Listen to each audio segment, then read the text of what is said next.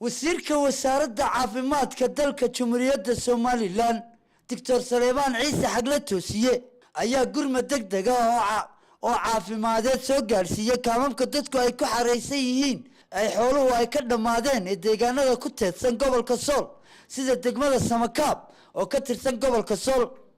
tiimamkan caafimaadka oo iyagu caafimaadinaya dadka reer guuraaga ah ee xooluhu ay ka dhamaadeen ee kaamamkaasi ku xareysan ugu horeeyna bulshada deegaankaasi xoolo dhaqatada ah ee iyagu xooluhu ay ka dhamaadeen ee abaarta ba'ani ay waxyeeleysay ayaa uga mahad celiyay wasiirka wasaaradda caafimaadka gurmadka caafimaadka doorka uu ka qaatay tabaalaysan ee abaartu ay waxyeeleysay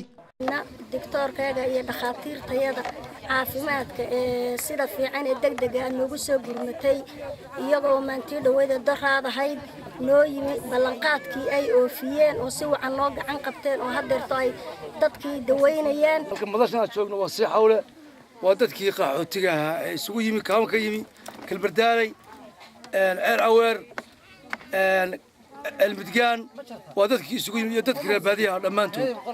دتك كان وقعن قبتي أو وسوقاري هذا وكوكلات ومحلقات وشرا ما يدكتور هي عافمات قبل كسول مويان صاحب كسولنا هي أنا وسارة عافمات قبل كام كسيح حوله وصدق قوات ودتك كصبر كعيل لسوق كاني وحنا شقينا يا تيم كي وسارة عافمات كيهم با hawlaha abaaraha ee gobolka Sool bartar hadbaan kormeer ku nimi waxaanu aragnay baahida caafimaad ee taalla ee kaamka si xawle waxaanu u sheegnay shacabka in wasaaradda caafimaadka gobolka magacaygu waxa weeye Cabsi Cabdullaahi Cali team leader ma laascanood moodogna si xawle kaamka la yiraahdo oo dad IDP ah isugu keenay qaxoontiya oo dadka xooluhu ka dhamaadeen wasaaradda caafimaadka ayaa emergency ka keentay waxaan wada saad u aragtaanba